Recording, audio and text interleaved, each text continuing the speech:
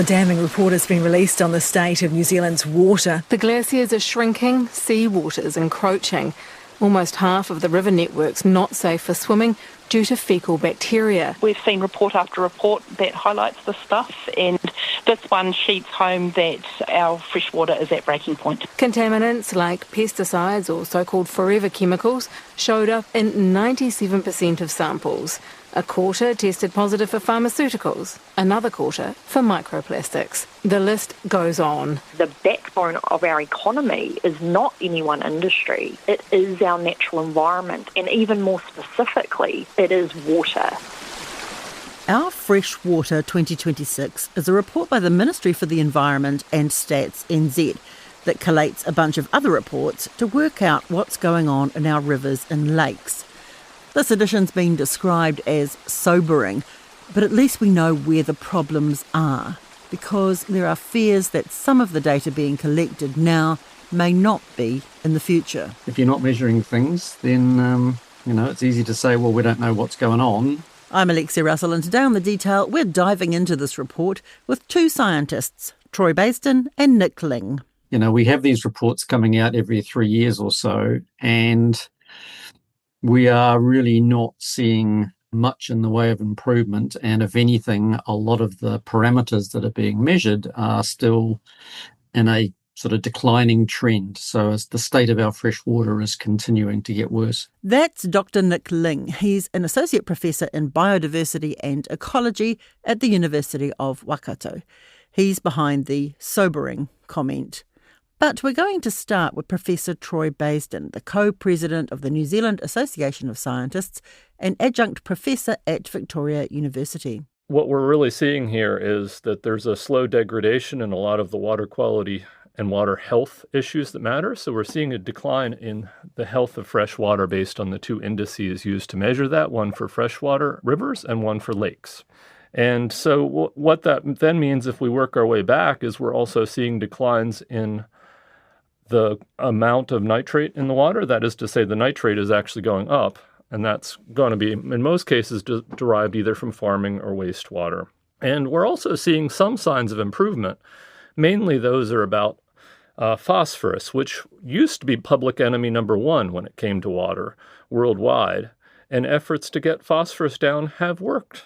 So that's taking it out of fertilizer as an ingredient, stuff like that? It's also taking it out of household cleaning products. So phosphorus made our dishes and our laundry cleaner, but it made our water a lot worse. And so because that's now been removed from a lot of cleaning products and they don't contain any phosphates, it's made it a lot easier to manage phosphorus and to reduce the remaining agricultural sources as well. And so agricultural phosphorus appears to be fairly well managed compared to nitrate in New Zealand now. Can we do a similar thing with nitrates? I think we can. The issue with nitrate is primarily from dairy farming, as dairy farming has increased, and this report highlights that the number of cows in New Zealand has gone up 71% in the last 30 years. So if we think about dairy farms, actually a lot of the time they're producing the nitrogen as protein through to milk. That's what we want. The problem is, particularly during winter, ryegrass in New Zealand has an awful lot of nitrogen in it as protein, and that's actually more protein than the animals can handle. And so they put it out in urine, and that then leads to most of our freshwater problems, as well as nitrous oxide emissions, which is a greenhouse gas. And so there are real opportunities to reduce that we're not taking up. What, things like sowing a mixture of ryegrass and other grasses? That's certainly one opportunity that's being looked at. Another opportunity is feeding out more silage or lower protein feeds during the winters to bring the average feed for animals back within range. And the final opportunity is to make sure that we're not sort of over-fertilizing the grass at that time of the year. There's probably a lot of opportunities there, and they're going to vary a lot around different parts of the country and have to be integrated into farm systems to work. Is there a willingness to do that? I think there is, but we need a system that really helps push it out to leading farmers and then begins to integrate it and also incentivize it. Many of the buyers of New Zealand milk, like Nestle, seem to be more interested in incentivizing it than our own government or Fonterra does. Suppliers like Nestle, other nations that buy our products, will typically pay more and be happier to buy more if we do a better job with our environment. This matters in other issues like our European Free Trade Agreement that wants to see us not going backwards on the environment and has written that into the terms. And there are some other examples of free trade agreements where that's included as well. Troy says the Freshwater Report looks at the state of the environment, how it's changing and the pressures driving that, which is a key part of the Environmental Reporting Act of 2015. But there's something missing, something not required by the Act, and that's how we respond. We're looking here at the state of the environment and how it's changing. And what we're seeing is trends that we're not very happy with from a freshwater perspective. One of the key themes in this report was groundwater, which often takes a bit longer to change, but is interconnected with surface water, is also showing worsening trends. And so what are we going to do about that? The reporting series should be starting to reflect on that. And to some degree it is. Those recommendations have been incorporated, but MFE is a little bit hamstrung until the legislation requires them to take a harder look. Both scientists say there's just not enough information being collected to get a real handle on where we're going. For example, of the 15 studies used in collating this report, 5 hadn't been updated since the last report in 2023. One of the big problems we face currently and over the last number of years has been decreasing national funding for monitoring of the environment and an increasing push to put the monitoring that feeds through into this report onto regional councils. And as you know, regional councils and councils in general face severe funding constraints. So we're struggling to see how this is going to go forward with even further cuts and budget constraints on both council, central government, and potentially also the Ministry for the Environment getting merged into a new super ministry. One of the main issues with environmental reporting is that the Environmental Reporting Act doesn't pay for any of the data or reports that go into this study that we're talking about at the moment. All of them get done otherwise. And so if the funding for doing that is decreasing, if the scientists are being defunded and perhaps leaving the country, we may get into a situation where we don't even understand how good the data was back from 2000, 2010, when the quality of the data, frankly, wasn't as good. And yet that's the basis for a lot of the trends that we're trying to measure across the country. And the quality of the data improved over the last sort of decade and a half, including the intensity of groundwater monitoring so that we can now report trends in many of those areas. Currently, there's a program working on lakes, for example, but it's only funded on 5-year intervals. And if that comes to an end, there will be no substantive monitoring of lakes beyond what's done by a few regional councils with no systematic approach. We're really poor in terms of data, and we know there's lots of problems out there. And although this report does have some new data in it, there's just not enough monitoring to really get a good handle on any improvements or deterioration that might be occurring. And I guess if you're not measuring things, then it's easy to say, well, we don't know what's going on. And to be fair, it's not an easy thing. You know, a lot of regional councils that do this sort of monitoring, some of those regional councils are, very well off and they can afford to do this sort of work. And other councils, because they have a smaller ratepayer base, they just don't have the funding to support a lot of environmental monitoring. And also some of these things are actually very expensive to measure. So one of the things that's outlined in the report is what they call emerging organic contaminants, which is a kind of an interesting term because we've been using that term for about the last 30 years. So they're hardly emerging. But these are things like pharmaceuticals, personal care products, flame retardants, these forever chemicals. And there's really very little monitoring of those that's being undertaken. And one of the reasons for that is that it can cost thousands of dollars just to analyze one sample. So that severely limits how much testing and sampling you can do. So these are the things that go down the drain, the shower, through the washing machine. Yeah, exactly. And why it's particularly this is a worldwide problem with these sort of things. But why it's particularly a problem for many areas in New Zealand is that these things are typically not well removed by our wastewater treatment processes. And of course, one of the problems that we have with wastewater treatment is that we have decades of underinvestment in infrastructure. And, a lot of our wastewater treatment plants aren't even meeting their current consent conditions, let alone, operating under what we might term 21st century best practice. What do we know of what is getting through from the little work that's being done on that? There have been reports, like for Hamilton wastewater treatment plant, for instance. There are occasional reports that have been done where we've looked at the passage of these things through the wastewater treatment plant. And for some of those sorts of chemicals, there's very good removal, and others, like a lot of, pharmaceuticals and the like, most of it just goes straight out down the drain and into the river. And we know that those chemicals can have environmental effects. So what sort of pharmaceuticals are you talking about, and how is that getting into the system? Is this pills that people are chucking down the drain, or is it they've gone through the human body first and they're still present? Mostly it's that they've gone through the human body. So they pass through the human body, they get excreted unchanged and end up in the wastewater stream. And it's everything from, paracetamol to ibuprofen to antidepressant drugs, pretty much anything that's going into the human population at some point ends up in that wastewater stream. But of course, there are obviously potential issues with people disposing of unwanted pharmaceuticals into the wastewater stream, which should never happen. I mean, there are processes where you can, return those to pharmacies in order for them to be, properly disposed of. And I don't think the message is very well publicised that is an option. And are there, methods available that we could filter these things out under, or, where wastewater plants just haven't been updated with them? Or is this something that's going to be a continuing problem for us? There are methods that can remove some of these things or break them down, but obviously those newer forms of treatments, they are expensive, and it means that the wastewater treatment plants would need to be upgraded in order to improve that removal process. But at the other end, but that's sort of the ambulance at the bottom of the cliff sort of scenario.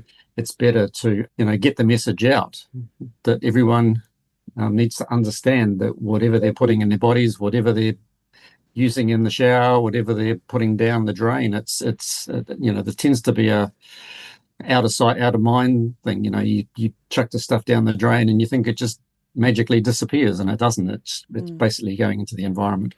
And this is really interesting because, normally if we think about freshwater clarity and cleanliness, we blame the farmers. It's nitrogen and phosphate.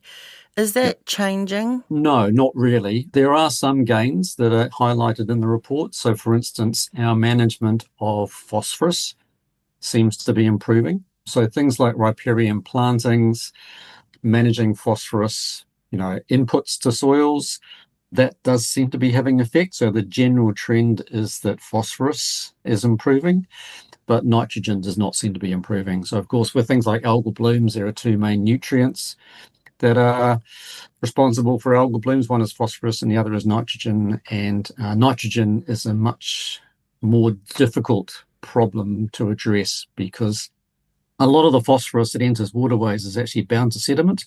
And so if you can detain that sediment from entering the waterways, then you can prevent those phosphorus inputs. But nitrogen is a different kettle of fish, and it's just leaching straight through the ground and into groundwaters. And of course, it's not just a problem for the sort of ecological condition of our waterways, but it's also a significant growing problem for the human population because, a lot of our communities rely on groundwater as a source of drinking water. Right, the groundwater was emphasised in this report. Is that because it was its turn to be emphasised, or because there's a growing realisation that what goes into the ground hangs around for decades? Yeah, there is that growing realisation, and of course we're understanding much more that groundwater, is not only an issue for things like drinking water and human, drinking water supply, but also groundwater is a major source of water to rivers and lakes and so on. So groundwater, infiltration into those waterways is a major source of input for things like nitrogen. So even if you have methods to intercept the runoff of nutrients from farmland like riparian plantings and so on, that doesn't stop groundwater infiltration of those nutrients. Dairying intensification remains our big problem when it comes to pollution. There are, a lot of farmers who are, doing extraordinary work and really taking this seriously, and you would hope that their efforts are making an impact, but that's not all farmers. And, when you look at the maps in this report and you see where all of the kind of the red dots are in terms of, problems with pathogens like E. coli and Cryptosporidium and nitrates and so on in the groundwater, all of those are areas that have undergone intensification, particularly for dairy farming over the last sort of 30 years. So it's Southland, it's South Canterbury, it's the Waikato, it's, the Horowhenua, it's Northland. And it's not to say that all of the problems are down to farmers. Obviously, runoff from agriculture is a real problem for our lowland freshwaters. But then the problem is too that once you get degradation of those rivers and lakes and you start getting those algal blooms, then you kind of create this kind of self-sustaining loop where you get, resuspension of those sediments, you get resuspension of those nutrients, and you kind of end up in this vicious cycle of what's called internal loading in things like lakes. So you get, release of phosphorus from the sediments, for instance. And that's something that occurs in places like the Waikato hydro lakes. Hydro lakes such as Karapiro, where our premier rowers are among the recreational users.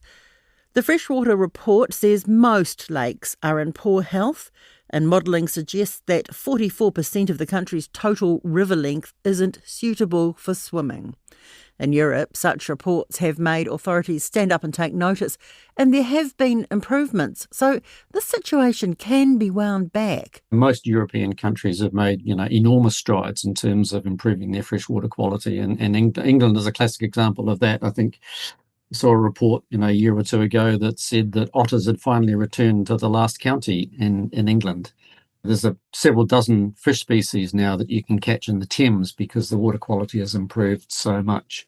That's not to say that the situation in England is perfect. There's also a lot of concerns about the privatisation of the water companies in the UK and putting profit over performance through that privatisation process. But in most cases, freshwater quality in the UK has improved very considerably compared to what it was in the past. And to be fair, how it was in the past back in the, the 50s and 60s, for instance, the Thames was pretty much just an open sewer. So you're improving, from a very low baseline. But unfortunately here, we've always kind of assumed that because we don't have the levels of industrialization and we don't have the population density that they have in a lot of those overseas countries, that therefore everything is fine and dandy. And our own situation back in the 50s and 60s was that everything was good. And it's just this more recent intensification of agriculture and lack of infrastructure spending primarily, and ignoring the problem that has led to the situation that we face today. Troy Baisden says one example of how our waters can be cleaned up is Lake Taupo. So Lake Taupo actually has the world's first cap-and-trade scheme for nitrogen. It's not mentioned in this report, but what happened essentially is in 2001, Waikato Regional Council spotted that the quality of the lake, particularly the nitrogen and that is the limiting nutrient in the lake, was increasing, and so they instituted a long process of working with all the stakeholders in the catchment, working with Tūwharetoa, to work up a scheme that would allow them to manage the nitrogen in the lake over the long term and get it back to 2001 levels.